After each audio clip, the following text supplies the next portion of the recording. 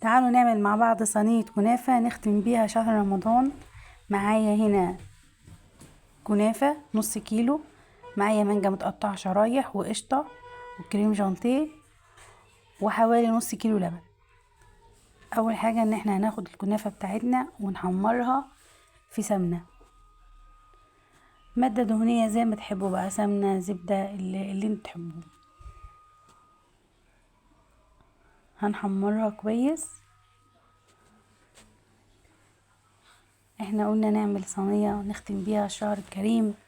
كل سنة وانتم طيبين، وعيد مبارك عليكم يا رب وعلى أمة الإسلام جميعا.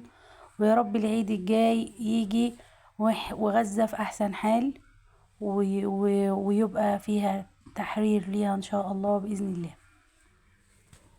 هنحمرها بالمنظر ده، وهننزل عليها بنص كوباية سكر بودرة. بعد ما اتحمرت هنا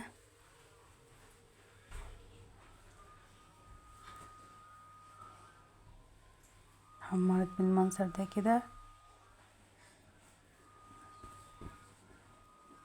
هروح بقى اجهز الكريم جانتيه.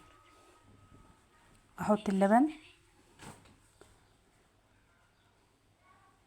وهنزل على انزل بالبودره بتاعه الكريم جانتيه. انا هنا استخدمت الاتنين باكو دول، وهنزل بالقشطه بتاعتي. هي قشطه انا مطلعاها من اللبن، فقلت استفاد بيها بان انا احطها في الكريم جانتيه.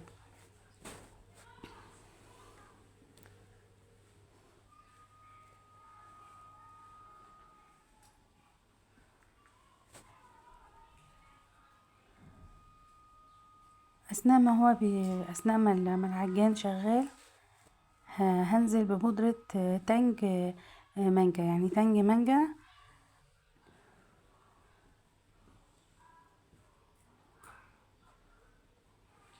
نزلت يعني ب3 معالق الكيس يعني.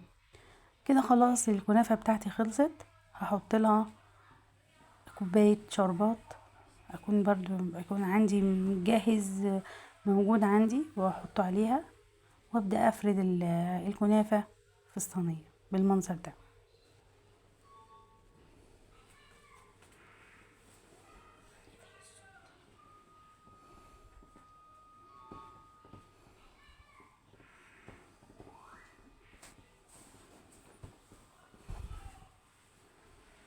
خلاص انا هنا كده فردت الكنافة بتاعتي في الصينية.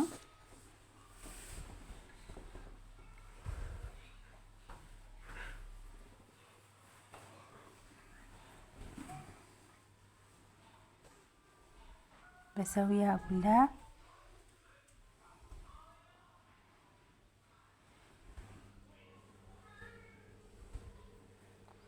وهنزل بقى بخلطة الكريم جانتيه اللي انا عملتها،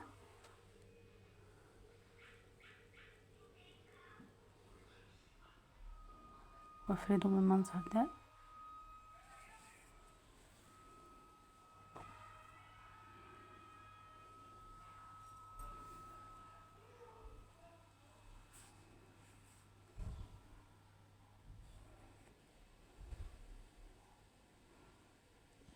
وبعدين انزل بالطبقة الاخيرة وهي طبقة المانجا. ممكن انزل بطبقة كنافة تاني وكريم جانتي تاني واحط المانجا في الاخر، بس انا بحسها بالطريقة دي بتبقى اخف وسهلة، وهي بتتاكل بتبقى سهلة، وبتبقى اخف شوية من ان انا اعمل الكنافة على طبقتين. لكن ممكن نتعمل على طبقتين ونحط الحشو في الاخر، مفيش اي مشكلة. كل واحد حسب ما بيفضل الطريقة اللي يحب يعمل بيها يعني.